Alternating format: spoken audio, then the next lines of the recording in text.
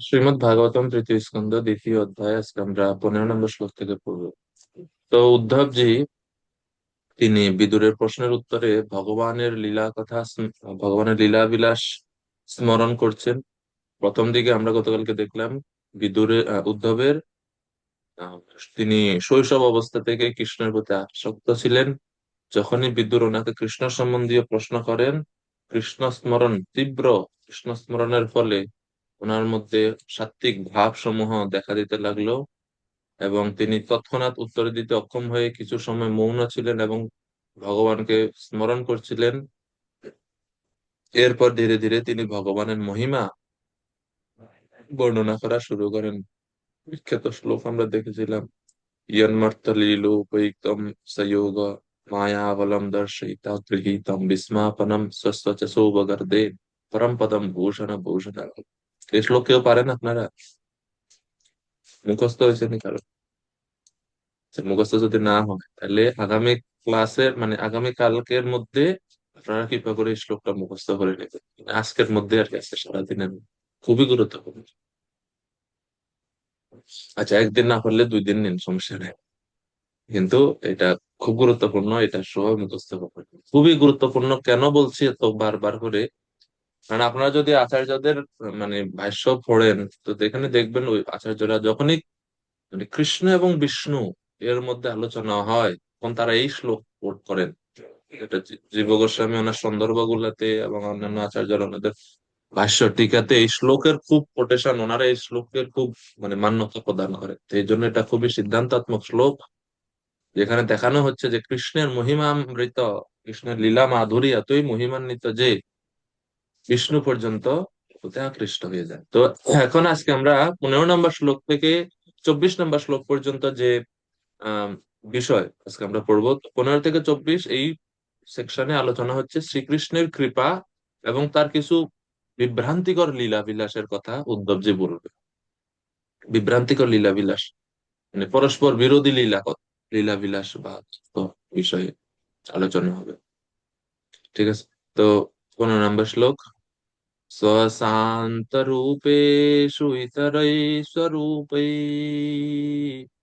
अभ्यर्ध्यमानेषु अनुकम्पितात्मा परावरेशो महदंशयुक्तः स हि अजपिजात भगवान् यथाग्नि।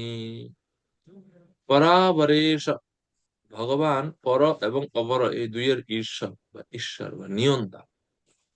পর অপর মানে কি? পর মানে হচ্ছে চিন্ময়, অপর মানে পরের বিপরীত, মানে চিন্ময়ের বিপরীত অর্থাৎ জড়।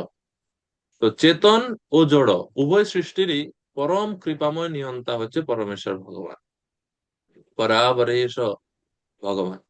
এবং সেই পরমেশ্বর ভগবান অজ, কিন্তু যখন তার শান্তশিষ্ট ভক্ত এবং জড়া প্রকৃতির অধীন ব্যক্তিদের মধ্যে সংঘর্ষ হয়, তখন তিনি মহত্তত্ত্ব সহ অগ্নিসদৃশ আবির্ভূত হন।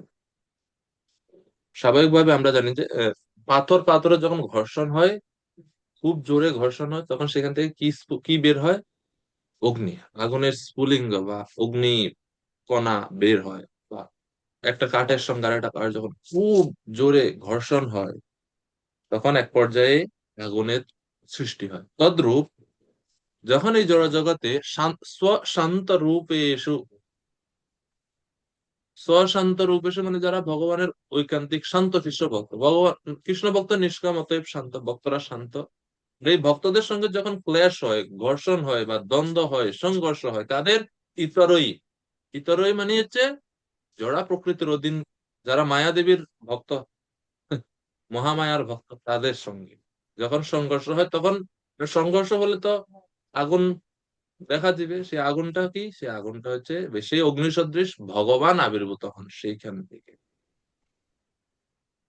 তো শিল প্রভুপাদ বলছেন তাৎপর্যের মূল বিষয় হচ্ছে এটা যে ভক্ত ও অভক্তদের মধ্যে সংঘর্ষ এবং ভগবানের আবির্ভাব।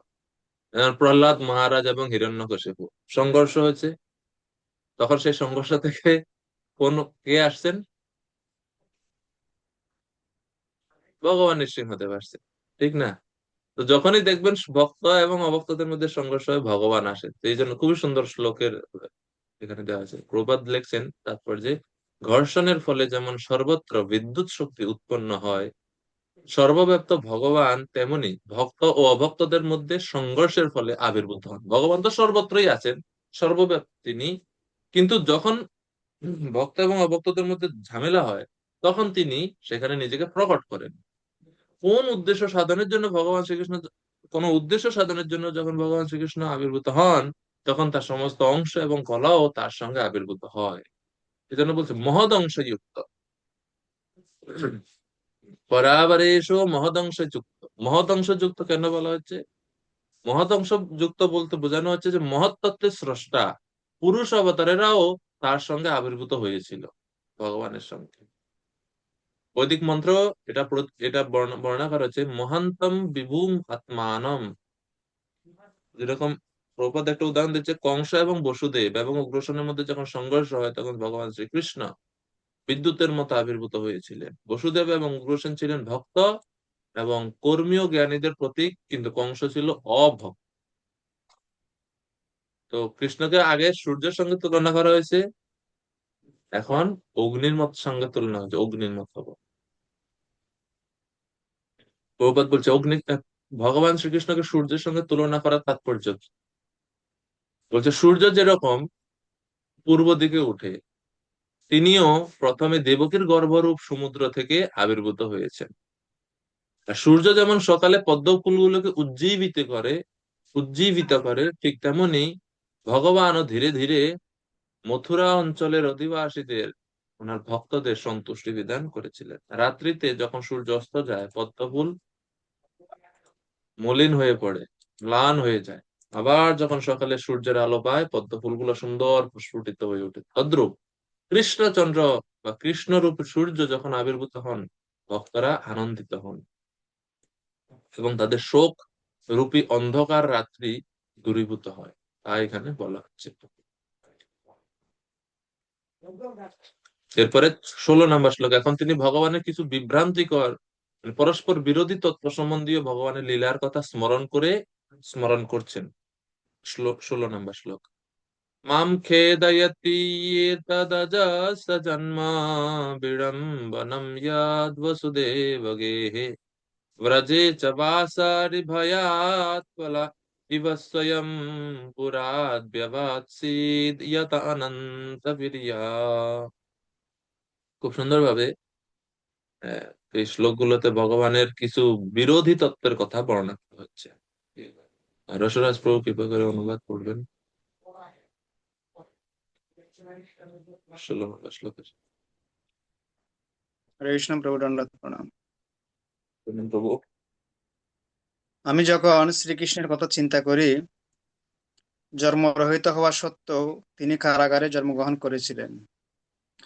শত্রুর ভয়ে তিনি আত্মগোপন করে তার পিতার প্রতিরক্ষা থেকে দূরে ব্রজে বাস করেছিলেন, এবং অসীম শক্তিশালী হওয়া সত্ত্বেও তিনি ভয়ে মথুরা থেকে পলায়ন করেছিলেন। এই সমস্ত বিভ্রান্তিকর ঘটনা আমার মনে খেদ উৎপন্ন করে। হরে কৃষ্ণ। হরে কৃষ্ণ। তো উদ্ধবজি বলছেন যে মাম খেদয়তি, আমার মনে খেদ উৎপন্ন হয়। কেন? আপনার এই সমস্ত লীলা দেখে। কোন লীলা? অজস্র জন্ম, আপনারকে বলা হয় অজ, আবার আপনার জন্ম আছে। এটা একটা বিড়ম্বনা না? একদিকে বলা হয়েছে অজ, জন্ম নাই, আবার বলা হয়েছে জন্ম আছে। যেরকম উপনিষদে আছে, অপানি পাদ। অপানি মানে যার হাত নাই, পাদ মানে যার পা নাই। অপানি পাদ বলা আছে, পরেই আবার বলা আছে যবন গ্রহীতা। যবন মানে হয়েছে তিনি চলাফেরা করতে পারেন, গ্রহিতা মানে কেউ কিছু দিলে তিনি সেটা গ্রহণও করেন। তা পা নাই, চলাফেরা কেমনে করেন? হাত নাই, অপানি, তাইলে গ্রহণ করেন কিভাবে? বিভ্রান্তিকর না? এই জন্য বলছে বিড়ম্বনম, এটা বিভ্রান্তিকর।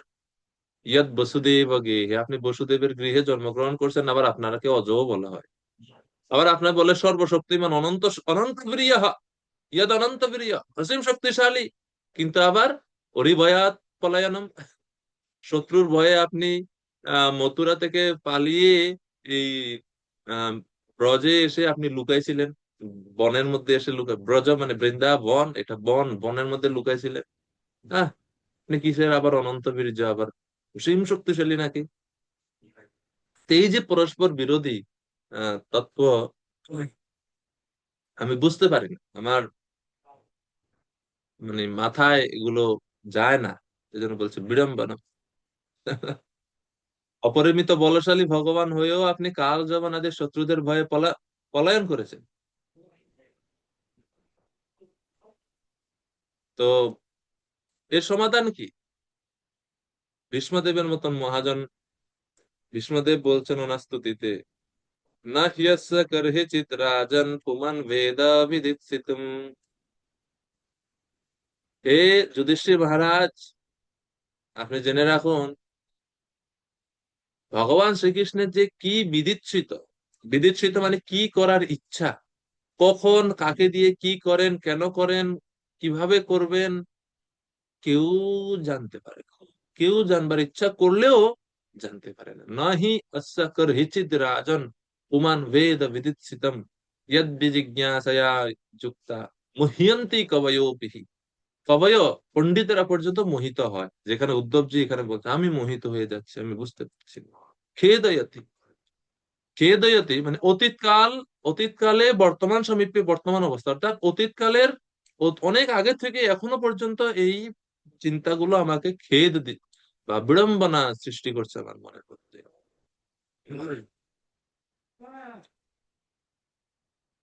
তো এই হচ্ছে এরপরে আরো আরো বলা আছে, অনেকগুলো শ্লোকের মধ্যে এখানে বলছেন এটা। শ্রীল প্রভুপাদ বলছেন, যেহেতু শ্রীকৃষ্ণ হচ্ছেন আদি পুরুষ, যার থেকে সবকিছু এবং সকলের সৃষ্টি হয়েছে, যেটা গীতা ভগবান বলছেন, অহম সর্বস্ব প্রভব জন্মাদ্যস্য আহ, যতো বা ইমানি ভূতানি জায়ন্তে, এভাবে শাস্ত্রে সব জায়গাতে একই তত্ত্ব বর্ণিত আছে যে ভগবান থেকে সবকিছু আসে। তো যেহেতু ভগবান থেকে সবকিছু সৃষ্টি, তার সমান এবং তার থেকে শ্রেষ্ঠ কেউ নাই, এটা সহজে বুঝতে পারা যায়। তো ইনি আবার কেন জন্মগ্রহণ করেন, ইনি আবার কেন শত্রুর ভয়ে পলায়ন করেন?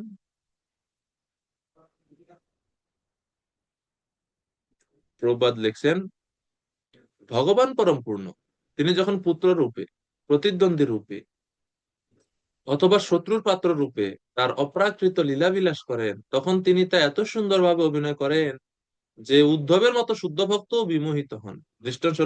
দৃষ্টান্ত স্বরূপ বলা যায়, উদ্ধব ভালোভাবে জানতেন যে শ্রীকৃষ্ণের অস্তিত্ব নিত্য এবং কখনো তার মৃত্যু হতে পারে না, অথবা চিরকালের জন্য তিনি অন্তর্হিত হতে পারেন না। তবুও তিনি ভগবান শ্রীকৃষ্ণের জন্য শোক করছিলেন, যে কৃষ্ণ এই জগৎ থেকে অপ্রকট হয়ে গেছে, এই জন্য কৃষ্ণ শোক, উদ্ধবজি শোক করছিলেন। এই সমস্ত ঘটনা তার সর্বোচ্চ মহিমার পূর্ণতা প্রদান করার নিখুঁত আয়োজন। এই সমস্তই তার আনন্দ উপভোগের জন্য।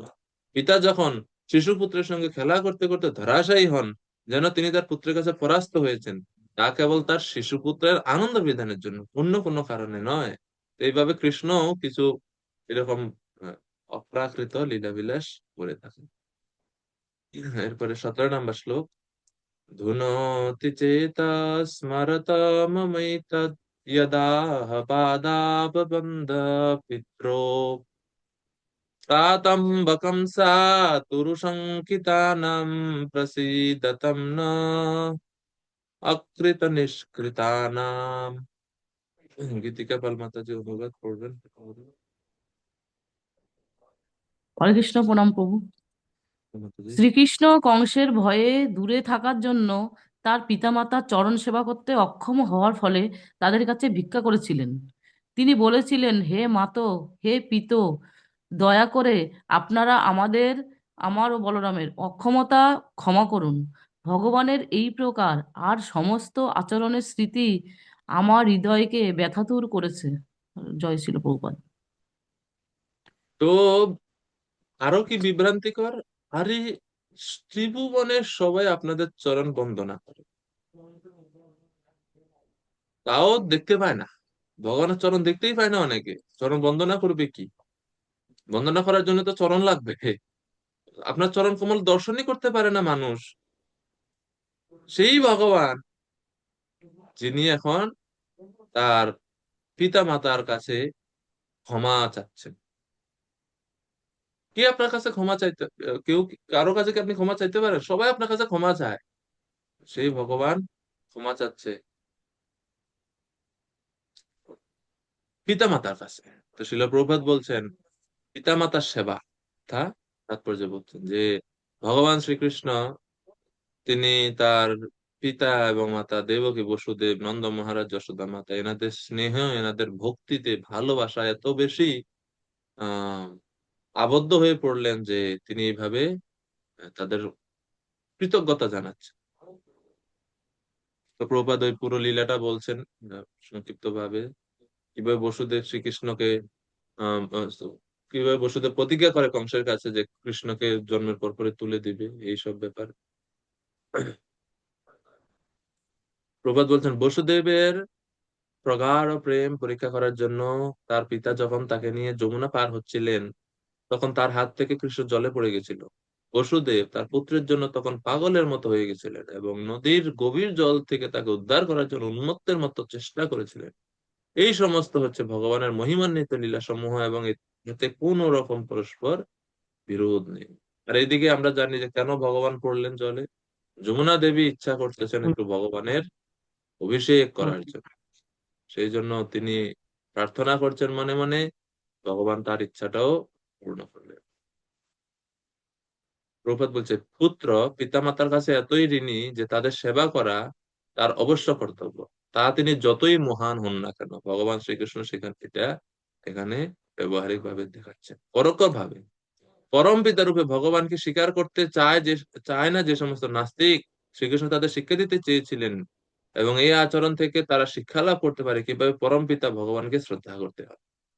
যেভাবে ভগবান তার পিতা মাতাদের সেবা সেবা করছেন, শ্রদ্ধা জানাচ্ছেন, আমরা আমাদের সকলের পরম পিতা মাতাকে ভগবান শ্রীকৃষ্ণ, এবার যারা ভক্তি করে না তাদের এটা শিক্ষা নেওয়া উচিত যে তিনি ভগবান হওয়া সত্ত্বেও মা বাবার কাছে ক্ষমা চাচ্ছেন যে আমরা আপনার সেবা ঠিক মতো, আপনাদের সেবা ঠিক মতো করতে পারিনি, ক্ষমা করে দিবেন।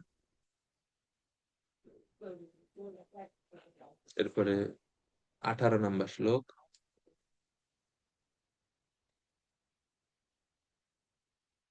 গোপারানী মাতাজি কৃপা করে অনুবাদ করবেন। হরে কৃষ্ণ, প্রণাম করি। হরে কৃষ্ণ। যারা পৃথিবীকে ভারাক্রান্ত করেছিল, ভগবান শ্রীকৃষ্ণ শুধুমাত্র তার ভ্রুভঙ্গিরূপ কৃতান্তে- কৃতা- কৃতান্তের দ্বারা তাদের সংহার করেছিলেন। তার চরণ কমলে রেণু এমনকি একবার মাত্র যদি কেউ আঘ্রাণ করেছেন, তিনি কি আর তার বিস্মিত হতে পারেন? হরে কৃষ্ণ, প্রণাম করি। ভগবানের চরণ কমলের মহিমা, চরণ কমলের রেণুর মহিমা তিনি এই শ্লোকে বলছেন যে যারা পৃথিবীকে ভারাক্রান্ত করেছে, কারা? অভক্ত, অন্যায় রাজন্যবর্গ, দুষ্কৃতি পরায়ণ মানুষেরা, অভক্তরা। ভগবান শ্রীকৃষ্ণ তাদের প্রতি শুধু ভ্রু ভঙ্গিরূপ কৃতান্তের দ্বারা তাদের সংহার করেছেন, জাস্ট দৃষ্টিপাত করছেন এবং দৃষ্টিপাতের দ্বারা তাদের সমস্ত আয়ু ভগবান হরণ করে নিয়েছেন। তার চরণ কমলের রেণু এমনকি একবার মাত্র যিনি আগ্রাহন করেছেন, তিনি কি আর তা বিস্মিত হতে পারে? ভগবানের চরণ কমলের রেণু যদি একবার কেউ আহ, ঘ্রাণ নেয়, আগ্রাহন করে, তাহলে সে কখনো সেটা ভুলতে পারে না। ভগবানের চরণ কমলের এই হচ্ছে মহান। প্রভুপাদ বলছেন যদিও ভগবান শ্রীকৃষ্ণ এক আজ্ঞা পালনকারী পুত্রের মতো আচরণ করেছিলেন, তবুও তাকে একজন সাধারণ মানুষ বলে মনে করা যায় না। এরপরে ভগবানের কৃপার কথা বলছেন, তিনি কিভাবে শিশুপালকে শিশুপালের প্রতি কৃপা প্রদর্শন করলেন 19 নম্বর শ্লোকে। দৃष्ट्वा भवद्भिरनुराजसूये चैद्यस्य कृष्णं दिशतापि सिद्धिः यं योगिनः स्पृहयन्ति सम्यक् योगेन कस्त्वद् বিরহম সহেত। আপনি নিজেও দেখছেন কিভাবে ভগবান চেদিরাজ মানে শিশুপাল, যদিও সে কৃষ্ণ বিদ্বেষী ছিল, কৃষ্ণ বিদ্বেষী হওয়া সত্ত্বেও যোগী সম্যক যোগীর সম্যক যোগ অনুশীলন করার প্রভাবে যে সিদ্ধি বাঞ্ছা করে, সেই সিদ্ধি এই শিশুপাল লাভ করেছিল। তার বিরহ কে সহ্য করতে পারে? তো এইভাবে ভগবানের অপ্রাকৃত কৃপা, অহৈতুকী কৃপা এখানে আমরা দেখতে পাচ্ছি যে যারা যোগীগণ তারা সম্যক ভাবে অনুশীলন করে, অষ্টাঙ্গ যোগের বিধিনিষেধ অনুশীলন করে যেই গতি বা যেই সিদ্ধি বাঞ্ছা করে, ভগবানের হাতে নিহত হয়ে শিশুপাল সেই সিদ্ধি লাভ করে বসলো। এই তো কৃপাময় ভগবান, এই ভগবানের বিরহ কে সহ্য করতে পারে? তো উদ্ধবজি মনে মনে ভগবত বিরহ আরো বেশি জাগ্রত হচ্ছে ভগবানকে স্মরণ করার ফলে। বিরহ তখনই হয় যখন আহ, উম, উম, এটা কি বলে, সরাসরি সম্পর্কের একটা এক্সপিরিয়েন্স থাকে, তখনই বিরহ অনুভব হয়। আমরা কেন কৃষ্ণের প্রতি বিরহ এখন মনে আসে না? কারণ আমরা তো কখনো ভগবানকে সরাসরি মানে অনুভব করিনি আমাদের জীবনে, মানে অনুভব করলেও এরা তো এখন আর মনে নাই, অজ্ঞানতার দ্বারা সেটা এখন আচ্ছাদিত। আপনার আত্মীয় স্বজন কেউ যখন আপনার বাড়িতে বেড়াইতে আসে, এরপরে যখন চলে যায়, কষ্ট লাগে না? আত্মীয় স্বজনের কথা কষ্ট লাগে, বিরহ হয়। কেন হয়? কারণ ওই যে ছিল এতদিন একটা একটা একটা স্মৃতি মনের মধ্যে কাজ করে, ও গতকাল উনি এটা করছিলেন, আজকে উনি এখানে নাই, তো বিরহ অনুভব হয়, মন ব্যথা অনুভব হয়, দূরে থাকার কষ্ট অনুভব হয়। কিন্তু আমরা বদ্ধজীবরা, আমরা অজ্ঞানতার আচ্ছন্নের কারণে আমরা যে কৃষ্ণের সাথে ছিলাম সেটা তো ভুলে গেছি, আর এই জগতে আসার পরেও এখনো আমরা অত শুদ্ধ স্তরে যেতে পারি নাই যে কৃষ্ণকে একটু অনুভব করব। ভগবান শ্রীকৃষ্ণের রূপ দর্শনের আগে ভগবানের অঙ্গ সৌরভ ঘ্রাণ নাকে লাগে, তো এগুলা তো আমাদের অনুভব নাই। যার কারণে আমরা, যেহেতু সরাসরি এক্সপিরিয়েন্স নাই, এর জন্য আমরা বিরহ অনুভব করি না। কিন্তু উদ্ধবজি তো ভগবানের সঙ্গে ছিলেন, উনি তো ভগবানের সঙ্গে ছিলেন।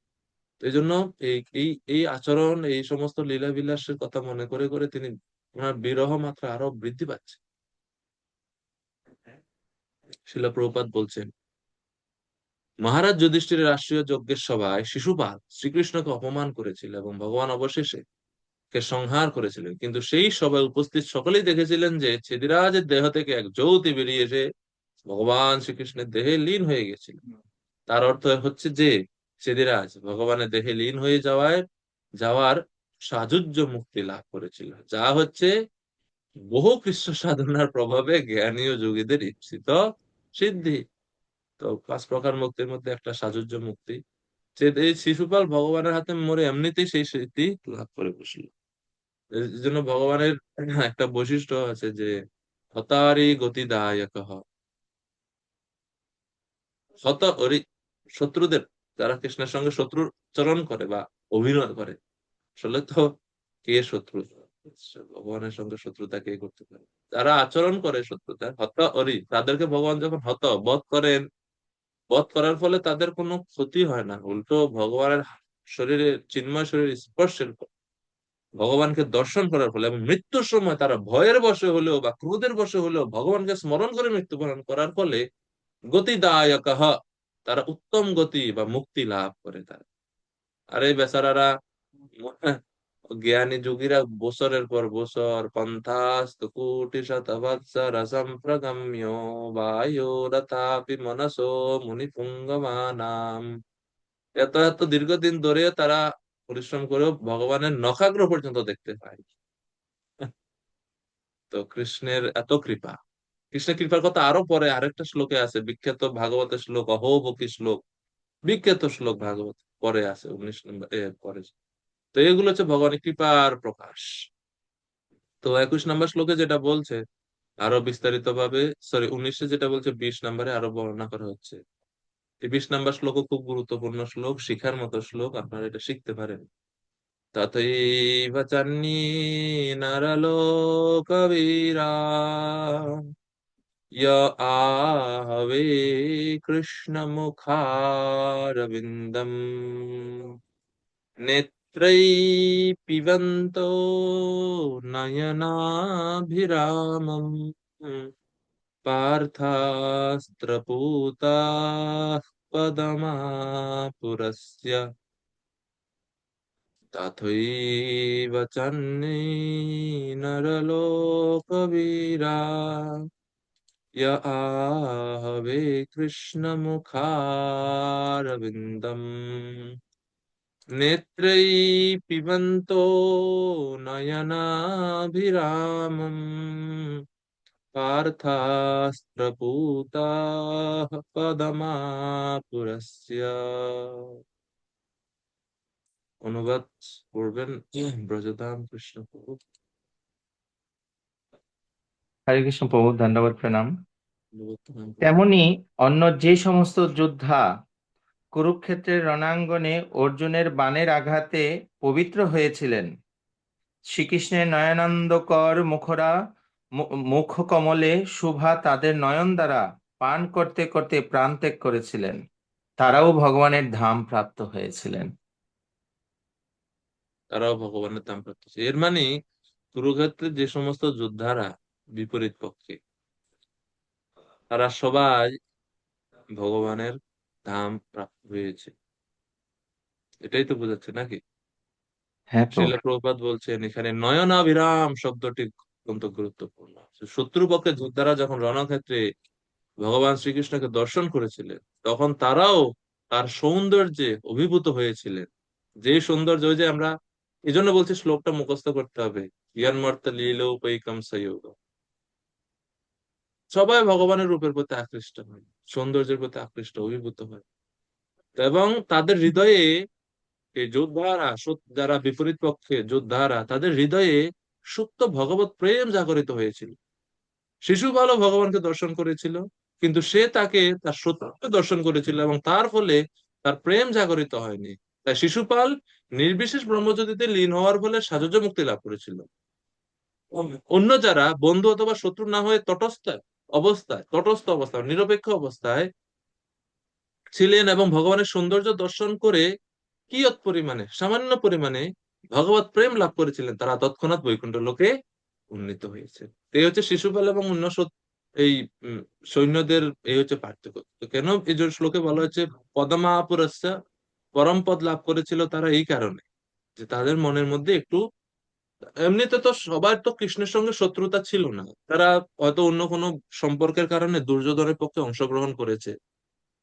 কৃষ্ণের তো সঙ্গে তো সবার সরাসরি কোনো দেশ ভাব ছিল না। এই জন্য যুদ্ধক্ষেত্রে যেহেতু কৃষ্ণ ওইদিকে ফিরে যুদ্ধ করছেন, শত্রুপক্ষ সবাই কৃষ্ণকে দেখছে, পিছনে অর্জুন আছে, তো এভাবে মৃত্যুর সময় তারা কৃষ্ণকে দর্শন করে করে করে করে মৃত্যুবরণ করে। তত্ত্বত গোলক ও বৈকুণ্ঠের মধ্যে কোনো ভৌতিক পার্থক্য নেই। বৈকুণ্ঠে ভগবানের অসীম ঐশ্বর্য দ্বারা সেবিত হন তিনি, আর গোলকে তিনি স্বাভাবিক প্রেম দ্বারা সেবিত হন। এই হচ্ছে গোলক এবং বৈকুণ্ঠের মধ্যে পার্থক্য। ভৌতিক কোনো পার্থক্য নেই, ভাবের পার্থক্য, রসের পার্থক্য আছে প্রবাদ। আর পার্থ অস্ত্রপুত কেন বলা হচ্ছে, পার্থাস্ত্রপুত কেন বলা হচ্ছে? পার্থাস্ত্রপুত মানে হচ্ছে তারা প্রথমে অর্জুনের বাণের আঘাতে নিষ্পাপ হয়েছিল। গুরু কৃপা ছাড়া তো কৃষ্ণ কৃপা প্রাপ্তি সম্ভব না, ঠিক না? তো এখানে গুরু রূপে অর্জুনের কৃপা তারা পেয়েছে, গুরুদেব। তো অর্জুনের বাণের আঘাতে তাদের শরীরে যে ক্ষত সৃষ্টি হলো, রক্তপাত হলো, এগুলো হচ্ছে মনে করেন অনর্থ নিবৃত্তি হয়ে গেছে তাদের।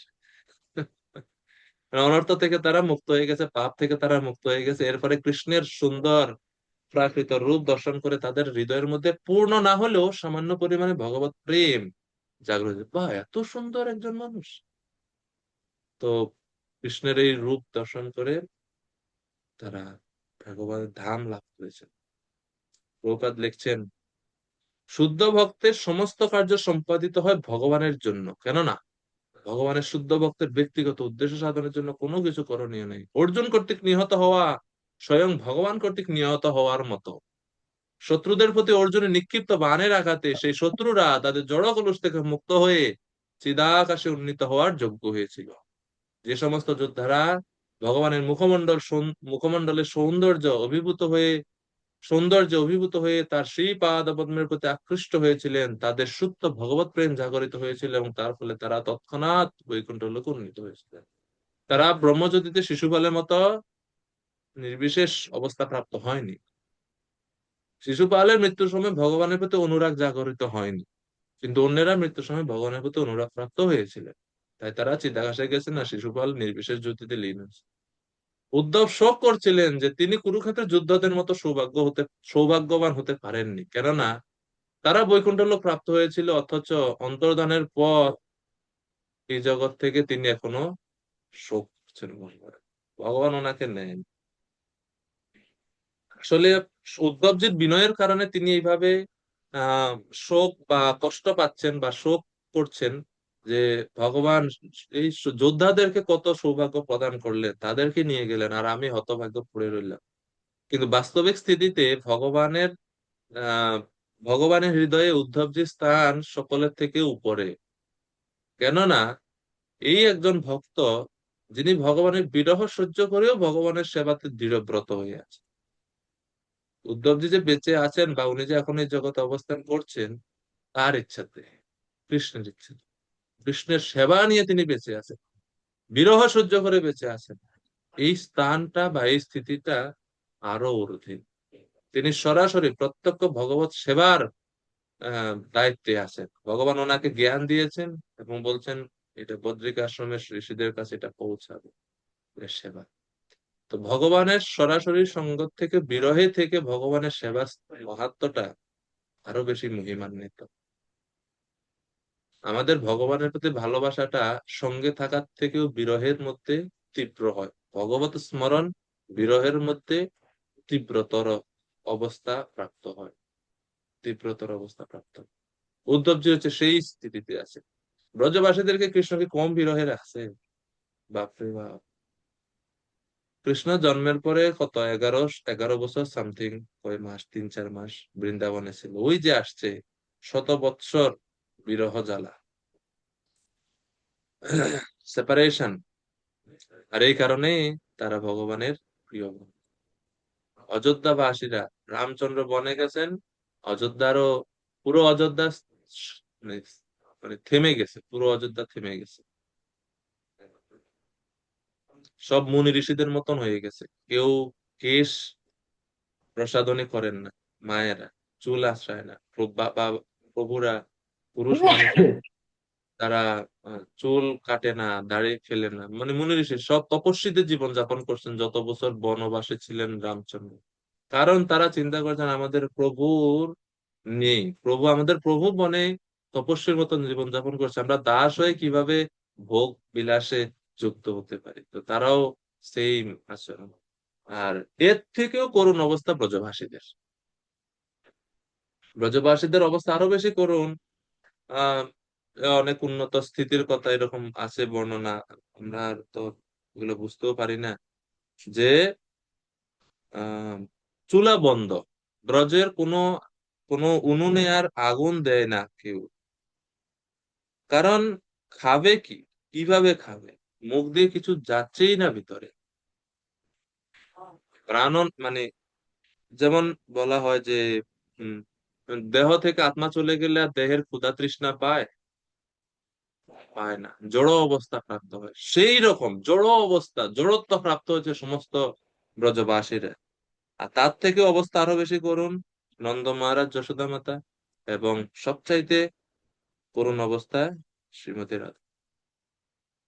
তো এটা এটা উদ্ধব যেগুলো সব দেখছেন বৃন্দাবনে গিয়ে, এই যে ব্রজবাসীদের বিরহটা যে কি দশা বা কত তীব্রতর, এটা তিনি দেখছে। তো উদ্ধবজি তখন এইসব দেখে সিদ্ধান্ত করলো, যাই রে, আমার পড়াশোনা, এত জ্ঞান, এত কিছু দিয়ে আমি কি লাভ করি?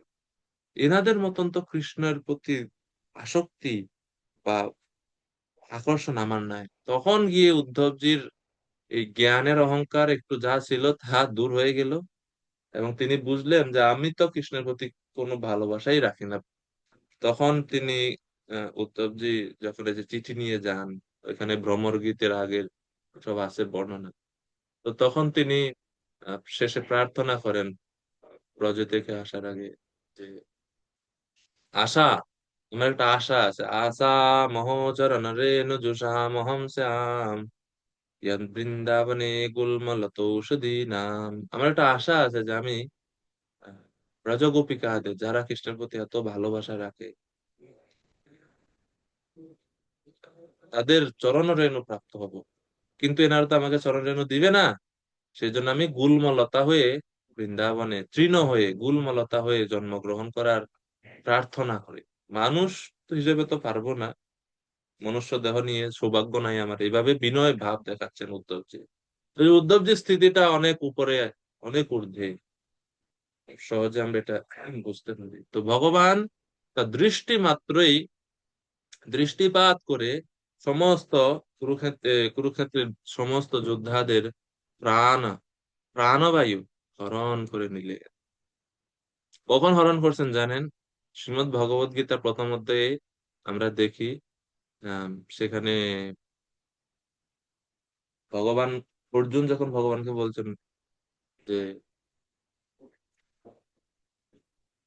উভয় সৈন্য দলের মাঝখানে রথ স্থাপন কর, সেই নয়োর উভয়ের মধ্যে রথম স্থাপয় মে অচ্যুত, হে অচ্যুত ভগবান, উভয় সৈন্যের মাঝখানে আমার রথ স্থাপন করো। তখন কৃষ্ণ ভগবান কি করলেন? কথা মতো রথ নিয়ে উভয় সৈন্যের মাঝখানে রাখার পরে কৃষ্ণ ওটা খুব সুন্দর কথা বলছে। কৃষ্ণের ওই কথাটা মনে আছে আপনাদের? রথ রাখার পরে কৃষ্ণ কি বলছে? ভগবদ গীতা প্রথম অধ্যায় খোলেন, আসেনি কাছে কিনারে, ঠিক ওই যে যেটা বললাম, সেই নয় উভয়ের মধ্যে রতম স্থাপয় অচ্যুত, এর পরের দুইটা শ্লোক পড়লেই পেয়ে যাবেন।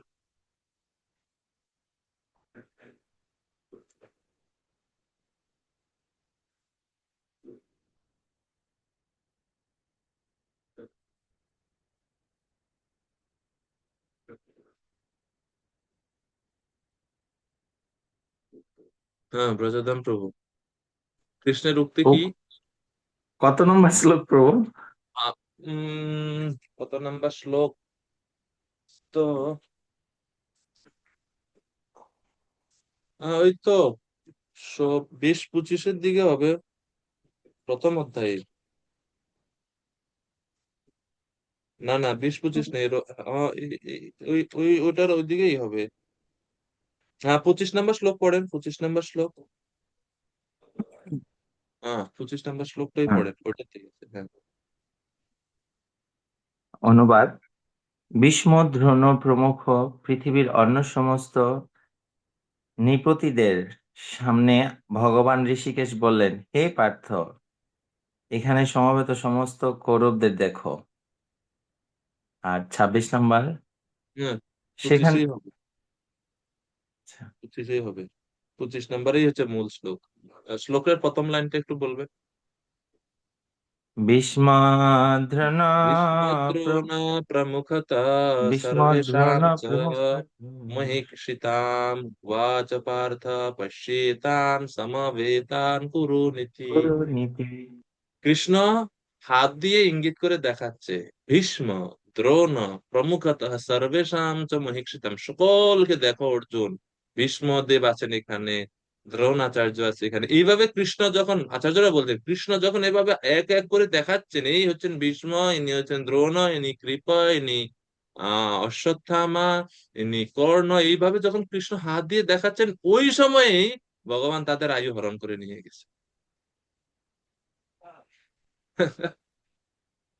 এটা শ্রীমৎ ভগবত গীতা একাদশ অধ্যায়ে যখন বিশ্বরূপ দর্শন হয়, বিশ্বরূপ দর্শন এইখানে একটা শ্লোকের ব্যাখ্যাতে বলদেব বিদ্যাভূষণ প্রভু এটা তিনি বলছেন। আরো কয়েকটা শ্লোক তিনি এখানে উদ্ধৃতি করছেন, আমি খুঁজতেছি ওই শ্লোকের ওই ব্যাখ্যাটা, আমি এখানে এখন তো পাচ্ছি না। খুব সুন্দর এই শ্লোকে দুই তিনটা মানে সেকশনে দুই তিনটা শ্লোক প্রমাণ তিনি দিচ্ছেন যে কখন ভগবান অ্যাকচুয়ালি তাদের আয়ু হরণ করে নিয়েছেন। এক হচ্ছে যখন তারা, এই দুর্যোধনেরা দ্রৌপদীর বস্ত্র হরণের সময় তার কেশ আকর্ষণ করে, ওই সময় তাদের আয়ু হরণ করে নিছেন। এটা এক। আর দ্বিতীয়ত হচ্ছে যারা কুরুক্ষেত্রের উপস্থিত বিপরীত পক্ষের সৈন্যরা, তাদেরও ভগবান আহ, হরণ করে নিয়ে গেছেন, আয়ু হরণ করে নিয়ে গেছেন। হ্যাঁ, আমি পাইছি, এটা হচ্ছে 11-34 নাম্বার শ্লোক। 11:34 নম্বর শ্লোক শ্রীমদ্ ভগবত গীতা।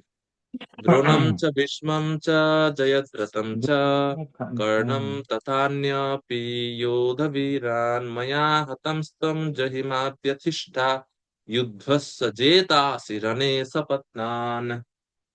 এই শ্লোকে আহ এই শ্লোকেতে ভগবান বলছেন অর্জুনকে যে ক্ষমা কর্তৃক পূর্বেই বিনাশপ্রাপ্ত দ্রোণ, ভীষ্ম, জয়দ্রথ, কর্ণ এবং অন্যান্য বীর যোদ্ধাগণকে তুমি পুনরায় বধ করো, ব্যথিত হয়েও না, যুদ্ধে শত্রুগণকে তুমি জয় করতে পারবে, অতএব যুদ্ধ করো। তো এই যে ভগবান যে বলছেন আমি পূর্বে তাদেরকে বধ করেছি, বধ করে রেখেছি, কখন বধ করলেন? তো বলদেব বিদ্যাভূষণ প্রভু তিনি এটা বলছেন পূর্বে। কখন পূর্বে? পূর্বে বলতে কখন আপনি করলেন এটা? পূর্বে যখন আহ সভা মধ্যে দ্রৌপদীর বস্ত্র হরণ করা হয় সেই সময় আমা কর্তৃক নিহত হয়েছে তারা সকলে, যারা বিপরীত পক্ষে আছে, সবাই আমার দ্বারা নিহত হয়ে গেছে। এখন তুমি জাস্ট তাদের খালি একটা তীর মারবে, তারা পাশ করে পড়ে যাবে। বাস, আর বেশি ক্লেশ, হ্যাঁ তোমাকে বেশি ক্লেশ করতে হবে না। তুমি জাস্ট, তারা অলরেডি মৃতই, পুতুলের মতো দাঁড়িয়ে আছে। অর্জুন তুমি তীর মারবে, তারা পড়ে যাবে। তো যেহেতু তারা আগেই আমার দ্বারা নিহত হয়েছে, এই জন্য তোমার আর নতুন করে পাপ লাগবে না, কারণ তুমি তো তাদের হত্যা করছো না, তা আমি করে রেখেছি আগে, তোমার কোনো পাপ ভোগ করতে হবে না অর্জুন। এবং এই ভয় দূর করো যে তুমি পারবে না, পরাজিত হবে, জিতবে, কারণ অলরেডি তারা তো মৃতই, তারা কেউ জীবিত না।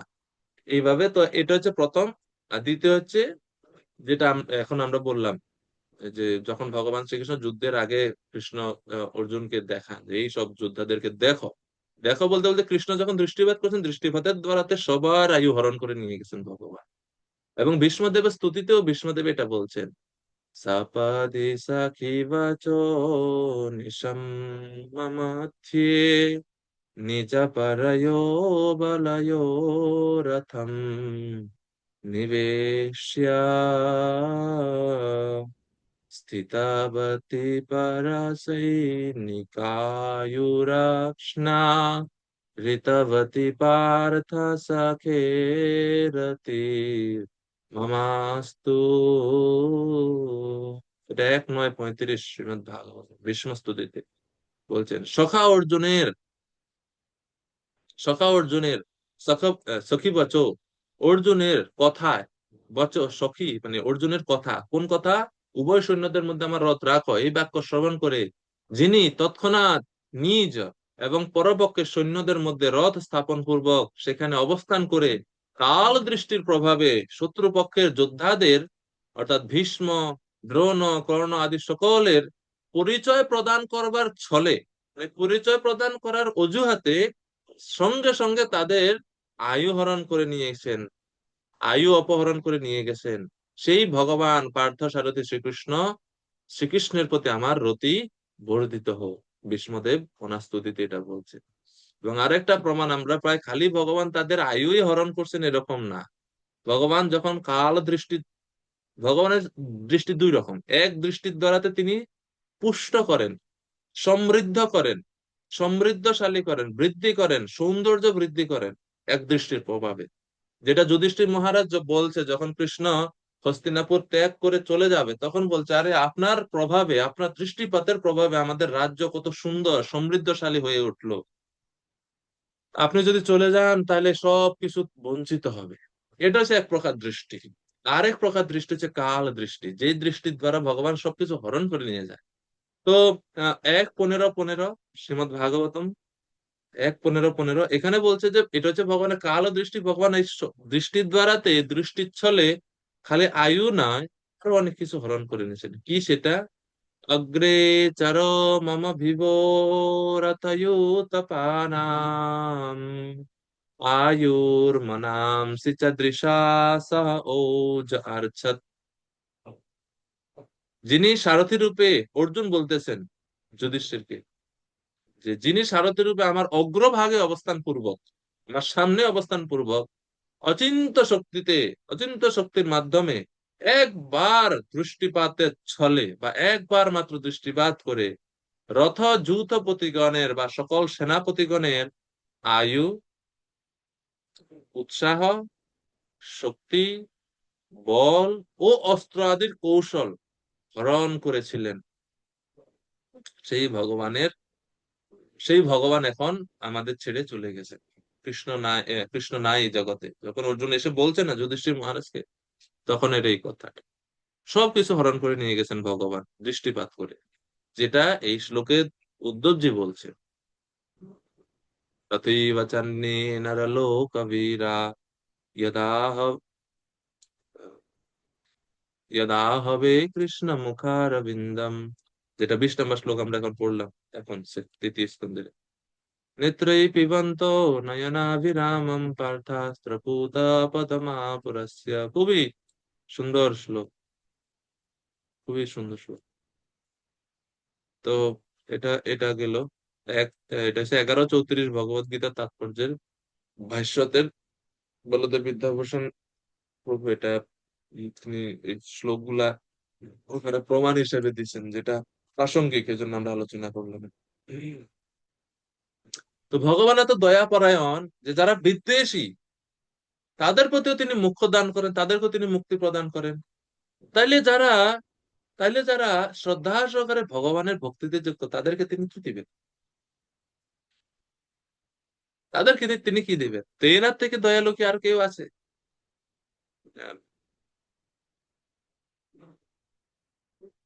তার থেকে দয়ালু আর কেউ নাই। তো এইটা চিন্তা করে উদ্ধবজির বিরহ, খেদ আরো বাড়ছে। তারা ধন্য, তারা যোদ্ধাদের কথা বলছে, তারা ধন্য, তারা তাদের নয়নের দ্বারা ভগবান শ্রীকৃষ্ণের রূপ মহিমা, রূপ মাধুরী দর্শন করতে করতে না, নয়নের দ্বারা পান করতে করতে, নেত্রেই পিবন্তঃ, ভগবানের রূপ তারা পান করছিলেন। পান করতে করতে ভগবান শ্রীকৃষ্ণের নয়ন বিরাম মুখারবিন্দের মকরন্দ পান করতে করতে তারা দেহ ত্যাগ করছে। আহা, তারা কত সৌভাগ্যবান! তারা পূর্বে কত না তপস্যা করছেন, যার ফলে তারা এই সৌভাগ্য লাভ করলো। হায়, আমি মূর্খ, আমি হত ভাগ্য, আমার এই সৌভাগ্য হবে, কেননা কৃষ্ণ চলে গেছেন, আমি এখনো বেঁচে আছি।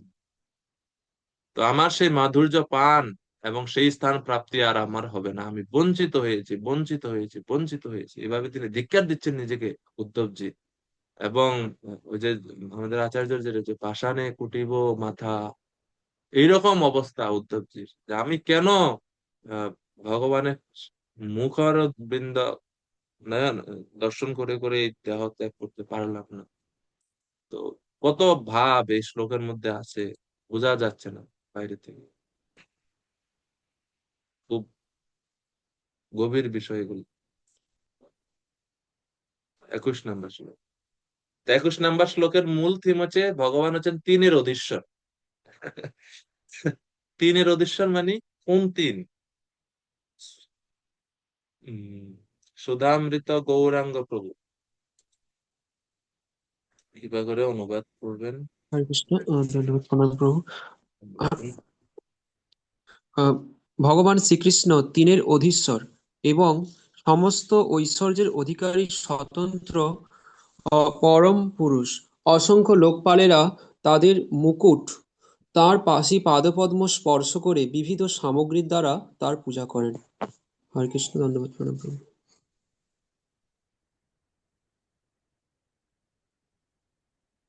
ধন্যবাদ প্রভুজি। তো এই শ্লোকে বলা হচ্ছে যে ভগবান শ্রীকৃষ্ণ তিনের অধীশ্বর, অধীশ্বর। শ্লোকের প্রথম লাইনে দেখেন লেখা আছে অধীশ্বর, তিনের প্রভু। স্বয়ং ত্বসাম্য অতিশয় অধীশ্বর।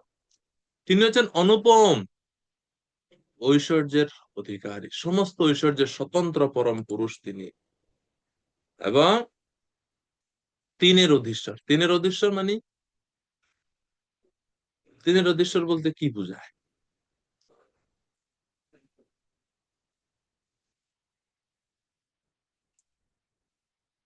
কোন ধারণা আছে আপনাদের?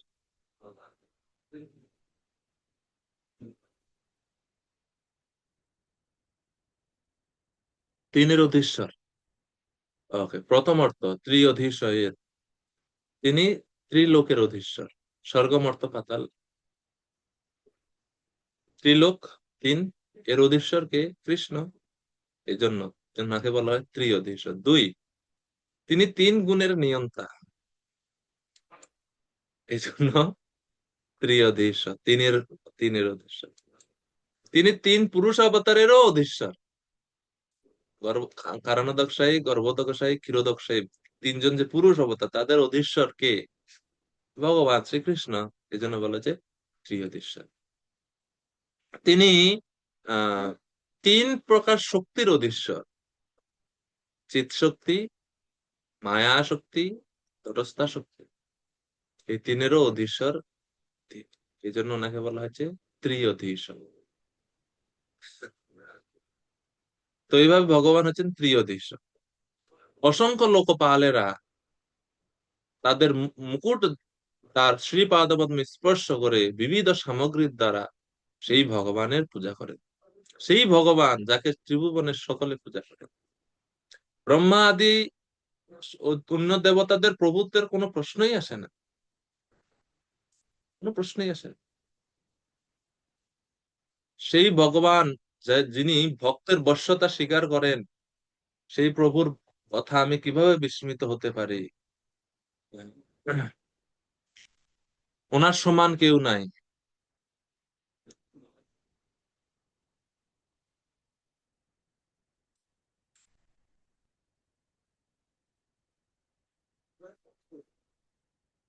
এই জন্য বলছে স্বরাজ্য লক্ষ্মী আপ্ত সমস্ত কাম, স্বরাজ্য লক্ষ্মী আপ্ত সমস্ত কাম,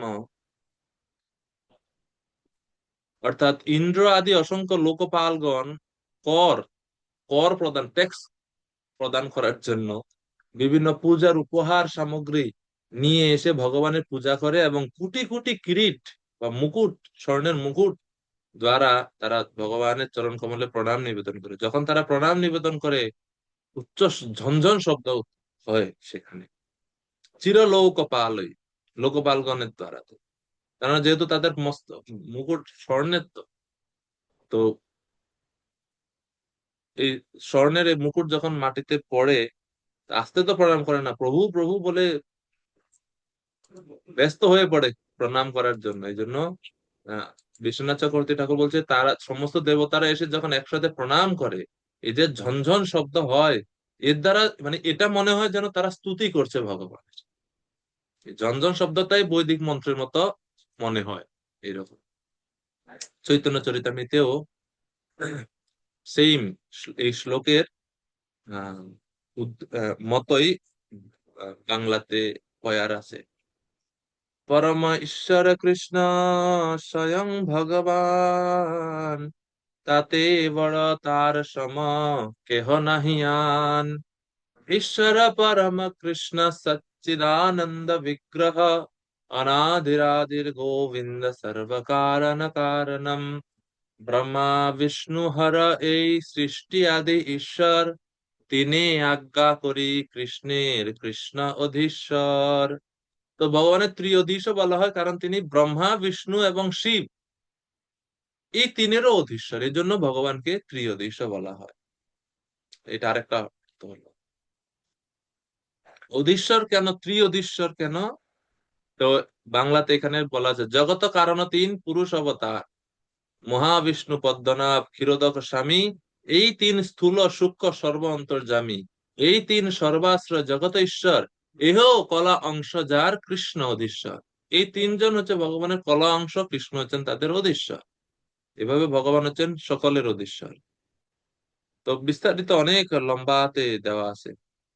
এরপরে ত্রিঅধীশ্বরের অর্থ আরেক জায়গাতে চৈতন্য চরিতামৃতে বলা হয়েছে, ত্রিঅধীশ্বর শব্দের অর্থ গুড় আর হয়, ত্রিশব্দে কৃষ্ণের তিন লোক কয়, গোলকাক্ষ, গোকুল, মথুরা, দ্বারাবতী, এই তিন লোকে কৃষ্ণের সহজে নিত্য স্থিতি। এখানে আরেকটা অর্থ দেওয়া হচ্ছে, কবিরাজ গোস্বামী দিচ্ছেন। ত্রিঅধীশ্বর কেন বলে, ভগবানের যে চিন্ময় জগতে তিন লোক আছে, গোকুল, মথুরা এবং দ্বারাবতী, এই এই তিন লোকে কৃষ্ণের হচ্ছে নিত্য স্থিতি, এবং কৃষ্ণ হচ্ছেন সেখানের অধীশ্বর। এই জন্য এই তিন ধামে যেহেতু তিনি অধীশ্বর, এই জন্য ওনাকে বলা হয় ত্রিঅধীশ্বর। ত্রিঅধীশ্বর। তো কয়টা হলো ত্রিয়ধীশের অর্থ কয়টা হলো লিখছেন নি আপনারা? অসুবিধা নাই, খাতায় লিখিয়ে, হ্যাঁ 6টা না? তো এটা আপনারা গ্রুপে দিবেন, যারা অনেকে হয়তো, অনেকের ভিডিও অফ, হয়তো অনেকে ব্যস্ত, গ্রুপে দিলে সবাই উপকৃত হবে। এখানে এই শ্লোকের মধ্যে 6টা অর্থ নাই, এটা ওই চৈতন্য চরিতামৃতের ওই 2টা আরো অ্যাড করলে তখন 6টা হয়। এ খুব সুন্দর, ত্রিয়ধীশ ভগবান।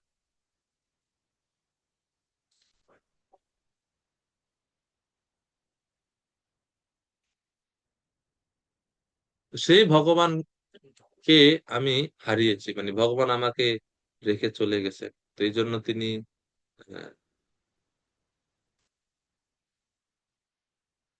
মানে কষ্ট অনুভব করছেন। তো 21 নম্বর এই শ্লোকের, এই শ্লোকে বলা হয়েছে যে ভগবানের কিছু অনুপম গুণের কথা এই 21 নম্বর শ্লোকে বর্ণিত হয়েছে। আচার্যরা বলছেন প্রথম যে গুণ সেটা হচ্ছে অসাম্য অতিশয়। অসাম্য অতিশয় মানে no one is equal or superior to him. প্রথম ভগবানের অনুপম বা অতুলনীয় ঐশ্বর্যের মধ্যে প্রথম ঐশ্বর্য বা বৈশিষ্ট্য হচ্ছে এই শ্লোকে আছে অসাম্য অতিশয়। ভগবান যার সমান এবং যার শ্রেষ্ঠ কেউ নাই, এটা হচ্ছে প্রথম। অসাম্য মানে তার সমান কেউ নাই, অতিশয় তার থেকে শ্রেষ্ঠ কেউ নেই, প্রথম বৈশিষ্ট্য। 2 হচ্ছে ত্রিয়ধীশ, যেটা আমরা অর্থ দেখলাম, master of all kinds of three, তিনের মালিক বা তিনের অধীশ্বর তিনি, যেটা অর্থ দেখলাম। 3 নম্বর বৈশিষ্ট্য स्वराज्य लक्ष्मी আপ্ত সমস্ত কাম। स्वराज्य লক্ষ্মী আপ্ত সমস্ত কাম এর অর্থ কি? Supremely independent and all his desires are fulfilled as he is the husband of goddess of fortune. ভগবান হচ্ছে আপ্ত সমস্ত কাম, অর্থাৎ ওনার কোনো ইচ্ছা অপূর্ণ থাকে না। এটা হচ্ছে ভগবানের অতুলনীয় সৌন্দর্যের আরেকটা বৈশিষ্ট্য। ওনার কোনো ইচ্ছা অপূর্ণ থাকে না, সমস্ত ইচ্ছা পূর্ণ হয়। অল হিজ ডিজায়ার্স আর ফুলফিল, কেন? কারণ তিনি হচ্ছেন লক্ষ্মী কান্ত, লক্ষ্মী দেবীর প্রতি, এই জন্য। আর সুপ্রিমলি ইন্ডিপেন্ডেন্ট, সুপ্রিমলি ইন্ডিপেন্ডেন্ট মানে পরম স্বতন্ত্র স্বাধীন, উনি কারো অধীন নয়, কারো উপর অপেক্ষা করতে হয় না ওনার। এটা হলো 3 নম্বর বৈশিষ্ট্য। 4 ভলিম হরিদ্বিষ চিরলোক পালয়ী। চিরলোক পালয়ী, he is worshiped by the eternal maintainer of the creation with various paraphernalia. বিভিন্ন লোকের যারা অধিপতিরা আছে তারা সবাই বিভিন্ন উপহার সামগ্রী নিয়ে ভগবান শ্রীকৃষ্ণের কাছে শরণাগত হয়, ভগবান শ্রীকৃষ্ণের চরণে প্রণতি নিবেদন করে, তার পূজা করে থাকে। এটা হচ্ছে চতুর্থ। পঞ্চম কিরীট কোটি ইডিত পাদ পীঠ, his feet are honored by millions of helmets that touches them.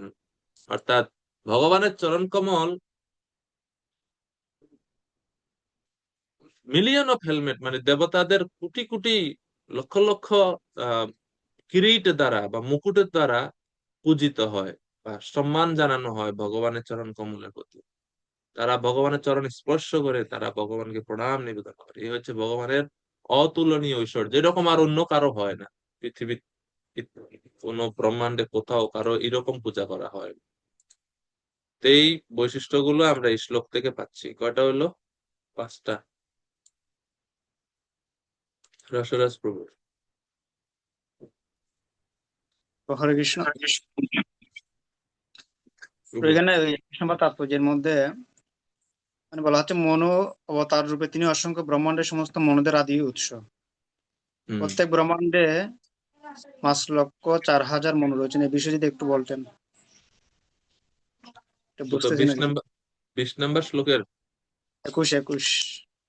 ও 21 নম্বর শ্লোকে এটা হচ্ছে এই প্রত্যেক ব্রহ্মাণ্ডে 5,04,000 মনু রয়েছেন। এটা হচ্ছে যে এমনিতে তো আমরা জানি যে চতুর্দশ মনু মানে 14 জন মনু শাসন করে না ব্রহ্মার, কত দিনের মধ্যে?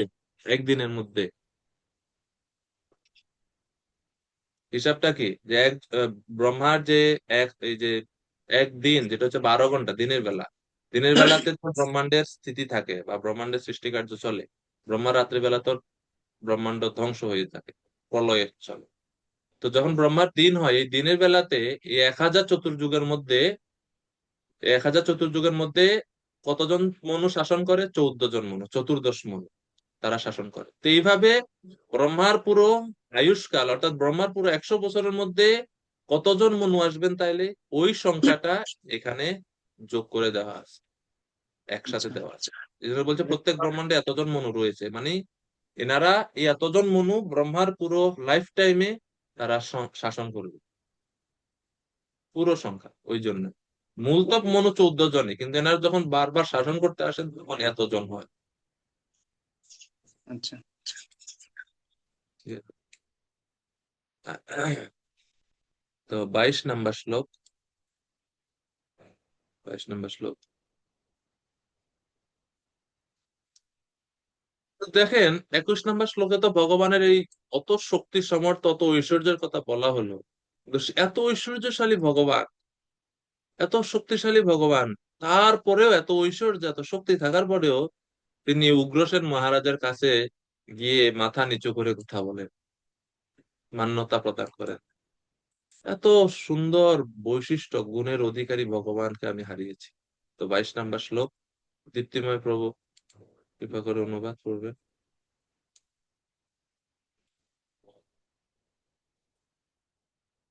শ্লোক নাম্বার 22 প্রভু। হ্যাঁ। কারেন্ট চলে গেছে তো। হে বিদুর, রাজ সিংহাসনে অধীন উগ্রসেনের সম্মুখে দণ্ডায়মান হয়ে যখন তিনি শ্রীকৃষ্ণ মহারাজ দয়া করে অবধান করুন এই বলে নিবেদন করতেন, সেই কথা স্মরণ হওয়ার ফলে আমার মতো ভৃত্যদের অন্তঃকরণ কি ব্যথিত হয় না? ধন্যবাদ প্রভুজি। হরে কৃষ্ণ, ধন্যবাদ।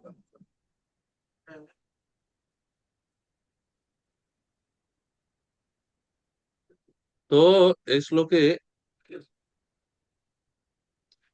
ভগবানের বিনয়ের কথা দেখে বা বিনয় আচরণ দেখে উদ্ধবজির ব্যথিত অন্তরের কথা তিনি ব্যক্ত করছেন।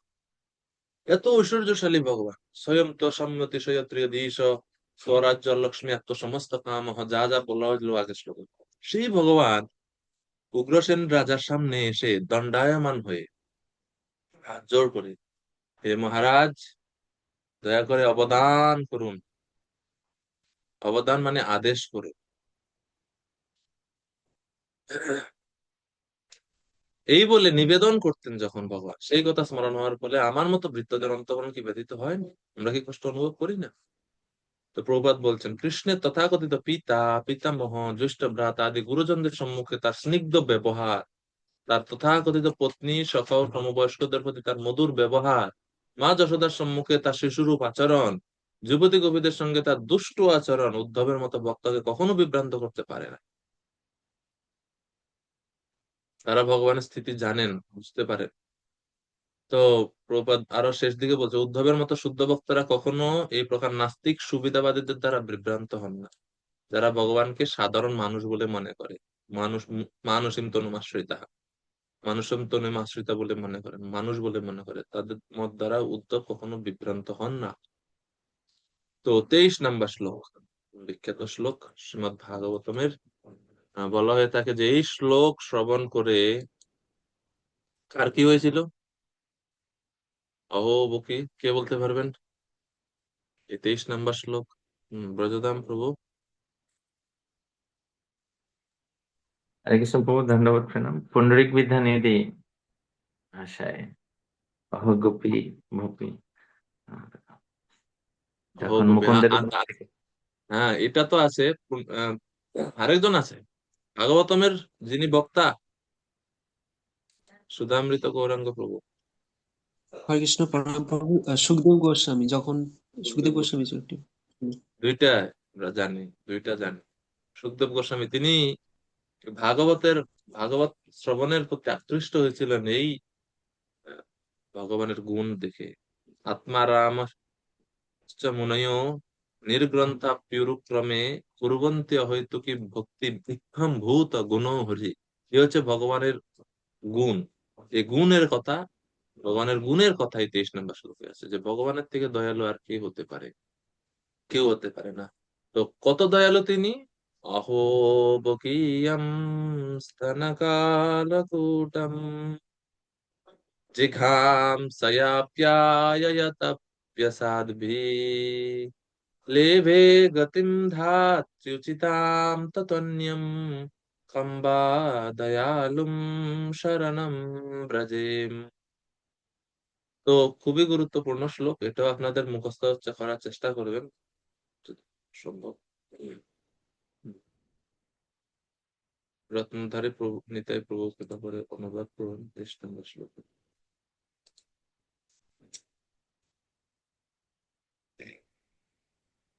আহা, দুষ্টা পুতনা রাক্ষসী শ্রীকৃষ্ণের প্রাণ সংহার করার উদ্দেশ্যে কালকূট মিশ্রিত স্তনপান করিয়েও ধাত্রীর যজ্ঞগতি লাভ করেছিল। তার থেকে দয়ালু আর কে আছে যে আমি তার শরণাপন্ন হব? হরে কৃষ্ণ, প্রভু প্রণাম। তার থেকে দয়ালু আর কে আছে যার আমি শরণ গ্রহণ করবো? এর মানে যেহেতু তার থেকে দয়ালু আর কেউ নাই, এখন আমি কার শরণ গ্রহণ করবো? কারো শরণ গ্রহণ করার মতো আমি নাই, অর্থাৎ আমি এখন অনাথ। আমি অনাথ, আমার রক্ষাকর্তা নাই, ভগবান আমাকে ছেড়ে রেখে চলে গেছেন। তো এইভাবে বিলাপ করছেন, কান্না করছেন, হাউমাউ করে কান্না করে দিচ্ছেন উদ্ধব প্রিয়দরের সাথে। তো অহো শব্দ দ্বারা আশ্চর্যকে বোঝাচ্ছে যে এরকমও কেউ কেউ হয় যিনি বকি, বকি মানে যে পুতনা, বকের বোন, এই জন্য বকি, বকাসুরের বকি পুতনা, যে জিঘাংসয়া অপি হন্তুম ইচ্ছয়া অপি, জিঘাংসয়া মানে হচ্ছে হত্যা করার ইচ্ছা নিয়ে, হন্তুম ইচ্ছয়া অপি স্তন কালকূটম, স্তনে কালকূট নামক বিষ মাখিয়ে ইয়ম শ্রীকৃষ্ণকে অপায়য়ত সাবভি, শ্রীকৃষ্ণকে, যদিও সে পুতনা বা দুষ্ট ছিল, কিন্তু শ্রীকৃষ্ণকে স্তনপান করার জন্য এসেছে। কৃষ্ণ কি করলেন? ধাত্রী উচিতাম, ধাত্রেয়া যশোদায়া উচিতাম, ধাত্রী মানে যশোদা মাতার মতন মাতৃপদ তাকে দান করলেন। গতিম লেভে, সে এই পুতনা সেই উন্নতর গতি লাভ করলো। ততঃ সেই শ্রীকৃষ্ণ থেকে অন্যম অপরার কম দয়ালুম, আর কে আছে যার আমি শরণাম শরণ গ্রহণ করব, শরণাপন্ন হব? আরো কি কেউ আছে? আর কেউ নেই। এইভাবে তিনি ভগবানের বিরহ অনুভব করছেন।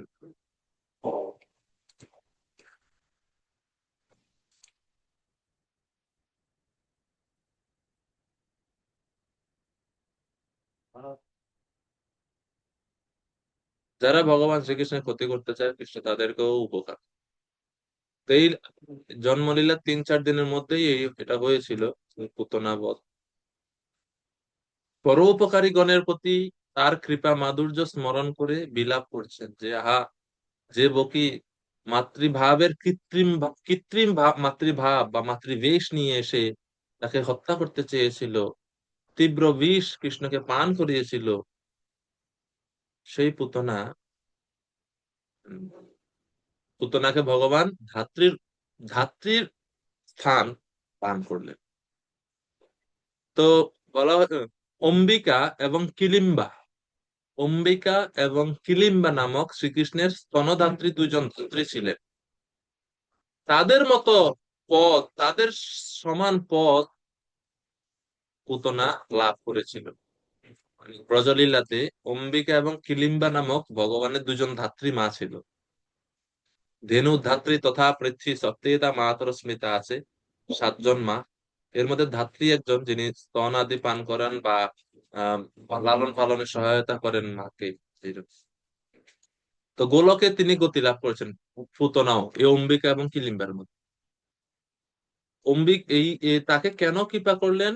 তার প্রতি ভগবান, মানে পুতনার প্রতি ভগবানের এই কৃপার কারণ কি ছিল?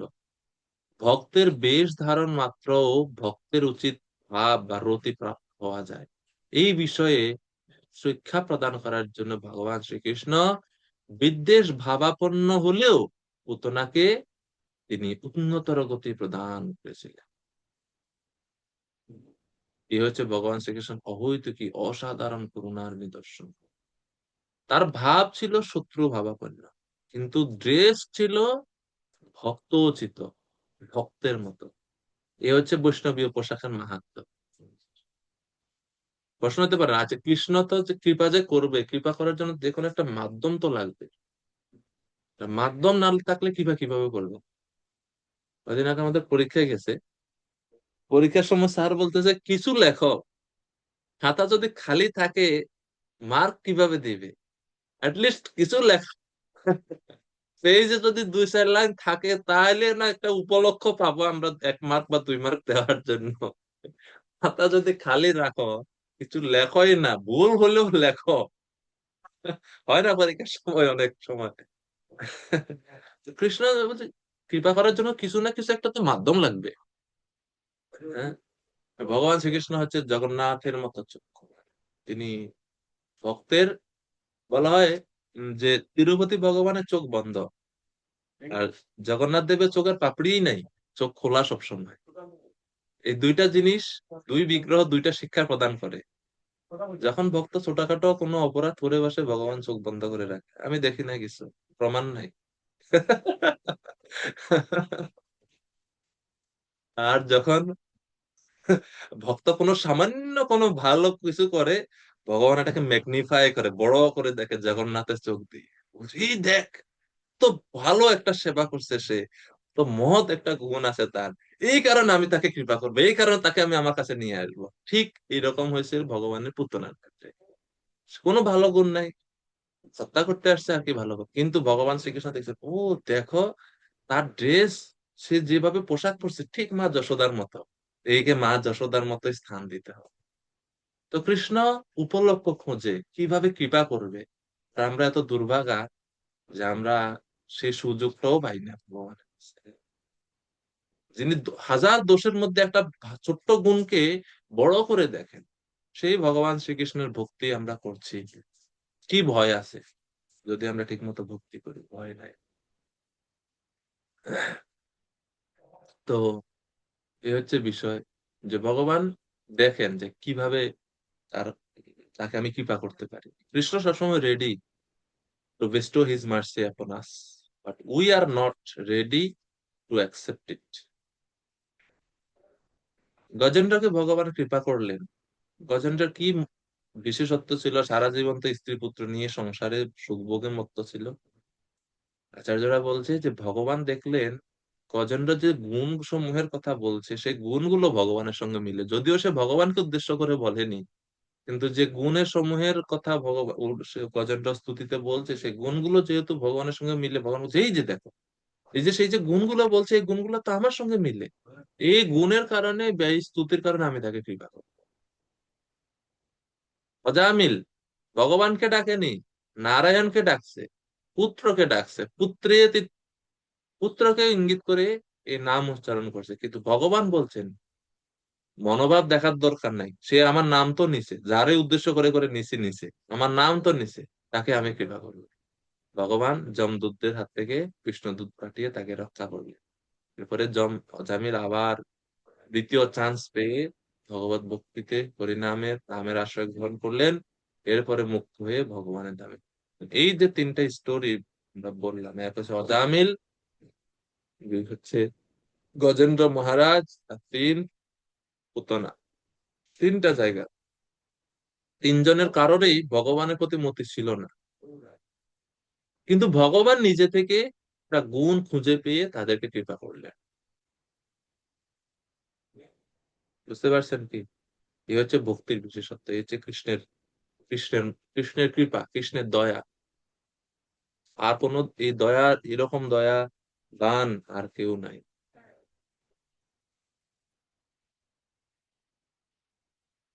এই তিনটা লীলাতেই ভগবান, গজেন্দ্রের ক্ষেত্রে গুণ মিলে গেছে এই জন্য দয়া করছে, অজামিলের ক্ষেত্রে নাম মিলে গেছে এই জন্য দয়া করছেন, পুতনার ক্ষেত্রে ড্রেসটা মিলে গেছে মায়ের সঙ্গে এই জন্য তাকে দয়া করলেন ভগবান। তো আজকে আমরা এখানেই রাখি।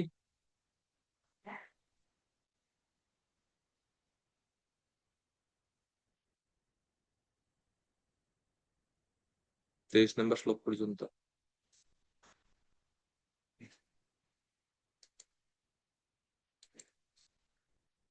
ও না, 24 পড়ে নেই, কারণ 25 থেকে নতুন সেকশন। 24 নম্বর শ্লোক। মন্যে সুরান ভাগবতান ত্রিয়ধীশে সম্রম্ভ রম্ভমার্গ বিনিবিষ্ট চিত্তান ये संयुगे अचक्षत तर्क्षपुत्रम अंसे सुनाभायुधमापतम आपतन्तम। প্রিয় শক্তির অধীশ্বর শ্রীকৃষ্ণের প্রতি যে অসুরেরা বৈরী ভাবাপন্ন হয়ে তার প্রতি অভিনিবিষ্ট চিত্তে তার্ক্ষ্য বা কশ্যপপুত্র গরুড়ের স্কন্ধে চক্রহস্তে তাকে তাদের সম্মুখে দর্শন করেছিলেন, সেই অসুরদেরও আমি অধিক ভাগ্যবান ভক্ত বলে মনে করি।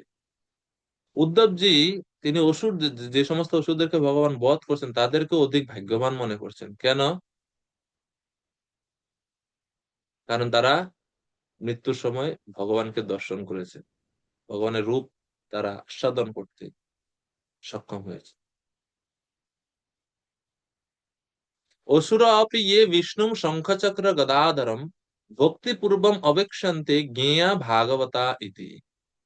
মাধ্বাচার্য এই 24 নম্বর শ্লোকের ভাষ্যতে বলছেন, অসুরা অপি, অসুর হলেও তারা যদি বিষ্ণু শঙ্খচক্র গদাধর যে রূপ দর্শন করে ভক্তিপূর্ব যদি তারা দর্শন করে, তাহলে তারা মহাভাগবতে পরিণত হয়। ভাগবতা ইতিহি, তারাও মহাভাগবতে পরিণত হয়। তো এই জন্য তিনি বলছেন মন্যে, আমার মনে হয় অসুরগণ যেন ভক্ত, অসুরান ভাগবতান, অসুরেরাও ভক্ত। এটা কোনো সিদ্ধান্ত নয়, কিন্তু এটা হচ্ছে উদ্ধবজির বিলাপ, শোকের বসে বিলাপ করছেন যে আমার মনে হয় হিরো মনে হয় ভক্ত। তো বিশ্বনাথ আমাদের আচার্যরা খুবই সতর্ক, তারা বলে দেন আমাদেরকে যে কোনটা সিদ্ধান্ত হিসেবে গ্রহণ করবো আর কোনটা মনোভাব বা বিলাপ হিসেবে গ্রহণ করবো। তো এই জন্য এই শ্লোকের শুরুতেই বিশ্বনাথ চক্রবর্তী ঠাকুর বলছেন মন্য ইতি বিলাপ এব নত সিদ্ধান্ত। এটা সিদ্ধান্ত না, এটা হচ্ছে উদ্ধবজির বিলাপ। অসুরগণকে ভাগবত বলে মনে করি আমি, কারণ তাদের অন্তিম কালে ভগবানের সাক্ষাৎকার হয়েছিল এবং ভগবত ধাম প্রাপ্তির জন্য তারা যোগ্য হয়ে উঠলো। কিন্তু আমি তো দুর্ভাগা, আমার অন্তিম সময় আমি ভগবানের দর্শন পাবো না, এই জন্য উনি তাদেরকে ভাগবত বলে মনে করছেন।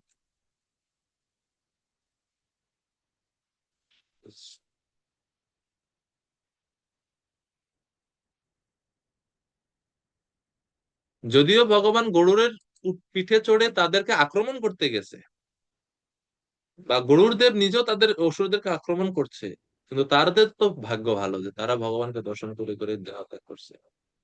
তো এইভাবে উদ্ধবজি ভগবত বিরহ অনুভব করছেন এবং নিজের অপ্রাপ্তিজনিত ব্যাকুলতার জন্য দৈন্যক্তি করছেন। ঠিক আছে, তো এই পর্যন্ত 24 পর্যন্ত তিনি এভাবে ভগবানের বিভিন্ন বিভ্রান্তিকর লীলা সমূহ এবং ভগবানের দয়া বা কৃপার নিদর্শন স্বরূপ বিভিন্ন লীলার কথা স্মরণ করার পরে এখন 25 থেকে 34 নম্বর শ্লোক পর্যন্ত ভগবানের ব্রজলীলার কথা বর্ণনা করবেন বা স্মরণ করবেন। ব্রজ বা বৃন্দাবন ধামে ভগবান শ্রীকৃষ্ণের কেমন লীলা বিলাস ছিল তা। হরে কৃষ্ণ।